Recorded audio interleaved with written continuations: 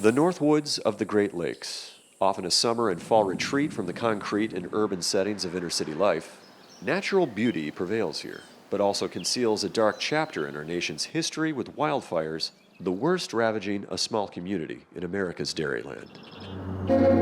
October 8, 1871, a series of wildfires swept across portions of Illinois, Wisconsin, and Michigan over a 48-hour period. The catalysts, ongoing fires in the wake from slash and burn lumbering, construction from the expanding railroad, a prolonged drought, and daily use of flame. Meteorologist Jeff Cornish explains the conditions leading up to that fateful evening.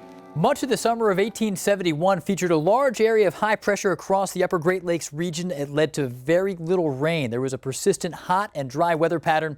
And then as we step into early October of 1871, the weather and meteorology behind this setup was impressive. A powerful area of low pressure in the plains ushered strong southwesterly winds, and they gusted up to 50 miles per hour in some areas, fanning the already ongoing fires and hot spots. Little rainfall was associated with this dry cold front, and the tinderbox of what is now known as the modern-day fire weather was primed for a mass disaster. As the Great Chicago Fire that same evening claimed over 300 lives, it injured thousands, but well to the north, there was a major fire burning east to the Lake Michigan shoreline.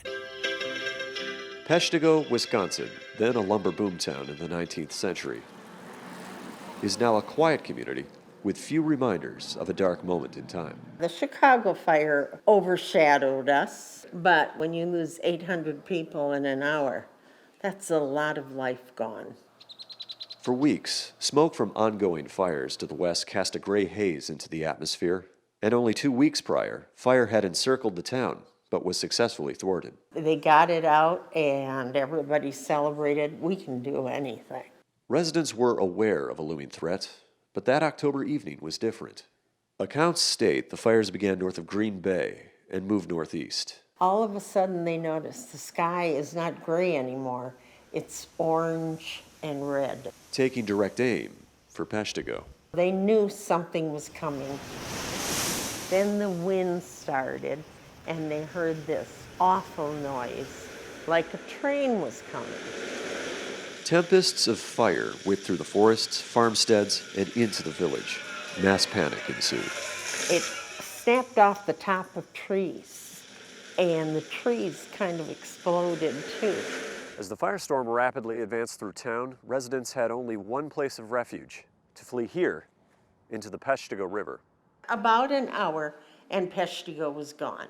Virtually nothing remained. A kiln, part of a woodenware factory frame, few reminders that a town had even existed. There was nothing left.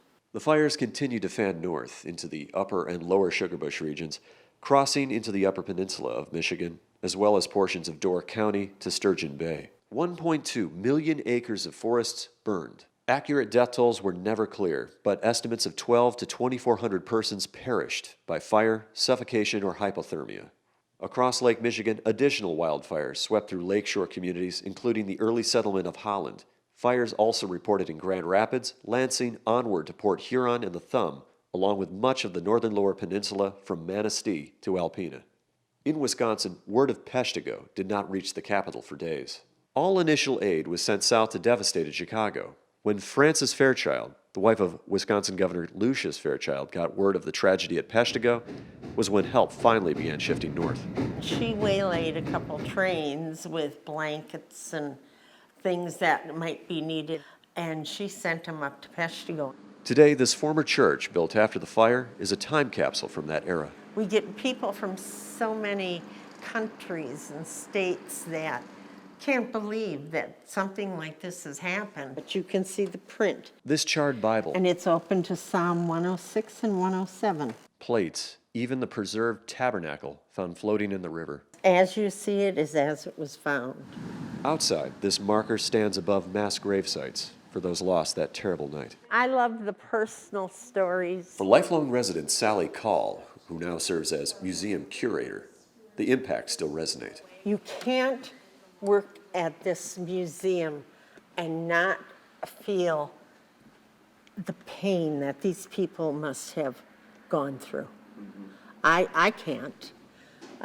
To me, this is just, it's like I say, it's my I find this my salvation.